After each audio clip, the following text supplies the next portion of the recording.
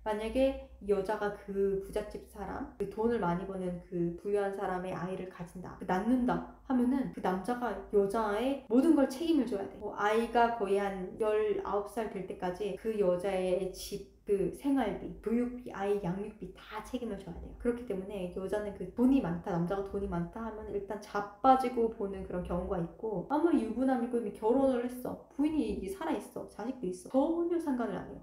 왜냐면 그 부인은 부인이고 나한테 돈만 주면 되잖아. 그런 마인드가 있기 때문에 서유럽은 위험해. 남자 너무 잘난 남자 만나는 것도 위험할 것 같아.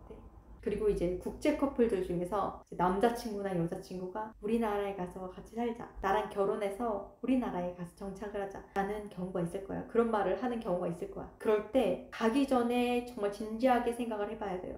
왜냐면 우리나라를 떠나서, 한국을 떠나서 해외에 나가서 다시 시작하는 거는 정말 인생을 리셋하는 거예요. 인생을 처음부터 다시 시작해야 되는 경우가 있단 말이에요.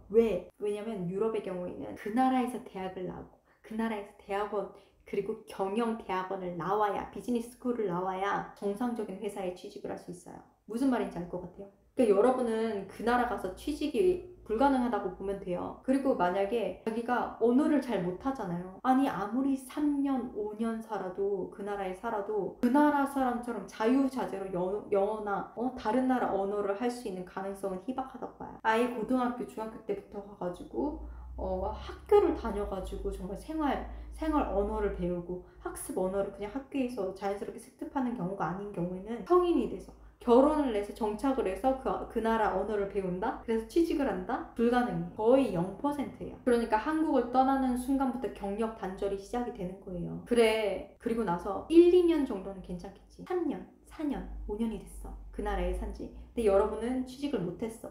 그 상태에서 이제 슬슬 그런 말이 나오는 거예요.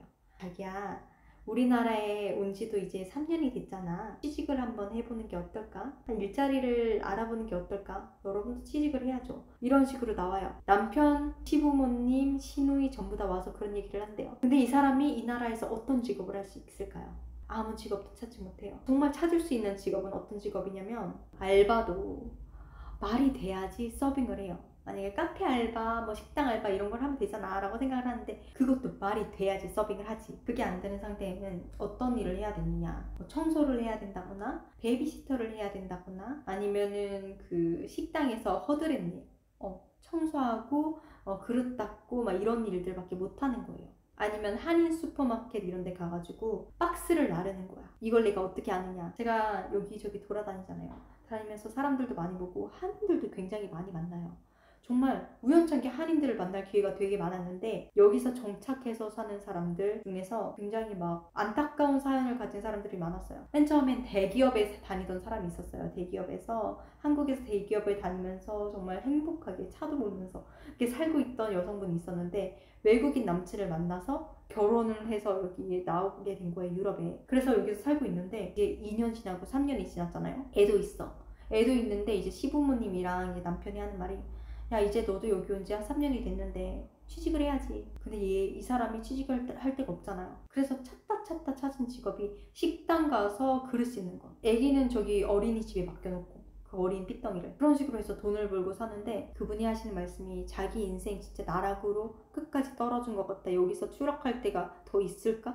라고 하시는 거예요. 그걸 보면서 되게 가슴이 아팠고, 그리고 승무원, 외항사, 외국항공사 승무원들이 외국인 남자를 만나서 결혼할 기회가 굉장히 높아요. 근데 이 결혼을 하기 전에 우리는 정말 생각을 해봐야 돼요. 왜? 승무원이란 직업은 굉장히 특수한 직업이기 때문에 한번 그만두게 되면은 다른 직업을 가지는 게 힘들어요. 서비스 필드에는 갈 수 있겠지. 하지만 호텔 경영학과나 그 호텔 프론트데스크 그런 데마저도 취직을 못해요.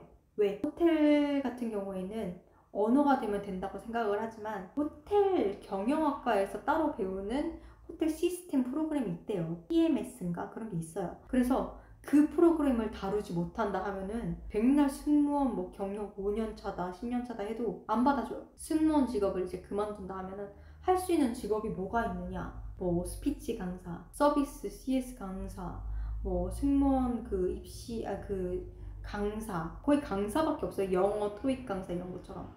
영어 강사. 그렇기 때문에 만약에 외국인이랑 결혼을 한다. 그러면 결혼하기 전에 이걸 확실하게 해둬야 돼요. 나 결혼하고 나서도 직업을 안 가져도 되느냐. 이거에 대해서 확실하게 약속을 하고 들어가야 돼요. 안 그러면은 직업을 나중에 가지라고 강요를 받을 수가 있어요. 우리가 생각하는 거랑 전혀 다르게 흘러갈 수가 있단 말이에요. 제가 봤던 제일 안타까웠던 게 이분이 에미레이트 항공사 승무원 출신이에요. 이대 나왔어. 이대 나와서 정말 여태까지 정말 인생 너무 평탄하게 너무 잘 살았어. 너무 자유롭고 행복하게 잘 살았어. 결혼을 했네? 결혼을 했는데 이분도 애를 낳았어. 애를 낳고 나서 이제 육아에만 전념을 해가지고 애를 키우려고 하는데 남편이랑 전부 시댁이랑 주변의 모든 사람들이 너 이제 취직을 안 하니? 돈 벌어야지. 이렇게 나오는 거예요. 그 이 사람이 할 게 없잖아. 어디서 일한 줄 알아요? 저기 한인 슈퍼마켓에서 박스를 날라요. 슈퍼마켓 알바라고 생각을 하면 그 캐셔만 할 거라고 생각하잖아요. 쉬울 거라고 생각을 하잖아요. 저도 들어봤는데 이게 쉬운 일이 아니었어.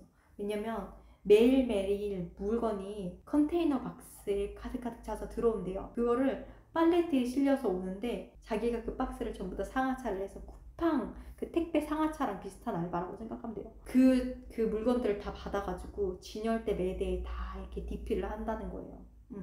그러니까 막 허리가 너무 아프다고, 자기 뼈가 부서지는 것 같다고. 자기 나이가 이제 30인데 이제 30이 돼서 자기가 이런 직업을 갖게 될지 몰랐다라고 하면서 펑펑 우시는 거예요. 내가 이런 경우를 많이 봤기 때문에 조심하라는 거예요. 갈 거면 확실히 하고 결혼을 해서 정착을 해서 가라. 차라리 우리나라에 데려와. 여기가 우리 나와바리잖아요. 우리 세력권이야. 내 마음대로 할 수 있어. 말도 잘 통해. 내가 혼자서 여기저기 다 다닐 수 있어. 모든 문제를 내가 다 해결을 할 수 있어. 이런 상태에서 나도 직업이 있어. 내가 돈을 벌어. 차라리 먹여 살리세요. 그게 나아. 다른 나라 가서 경력 단절돼가지고 인생 리셋하는 것보다 차라리 여러분이 먹여 살리는 게 낫다고. 제가 왜 이런 말을 하냐면 북유럽이나 서유럽 쪽은 그 남녀가 평등해서 무조건 직업을 가져야 된단 말이에요. 여자도 분명히 결혼을 하고 애를 낳아도 직업이 있어야 된단 말이에요. 그렇기 때문에 나중에라도 고생하고 싶지 않으면은 어떻게든 온라인으로 할 수 있는 직업이 있는 상태에서 아니면 해외에서도 취직이 용이한 뭐 한국 요리사 자격증 아니면은 그 조리사 자격증들 있잖아요. 뭐 사시미 같은 거 뜰 수 있는 일식 자격증 이걸 따가지고 호텔 같은 데 취업을 해요. 뭐 그런 거 아니고서는 취직 불가능하고요. 그렇게 직업 전선에 몰리게 되면은 제대로 된 직업을 갑자기 찾을 수 있는 사람은 드물기 때문에 자신의 터전을 버리고 해외에 나가서 개고생을 하지 말고 모든 걸 준비한 상태로 나가더라도 나가셨으면 좋겠다 라는 취지로 이런 영상을 만들게 되었습니다.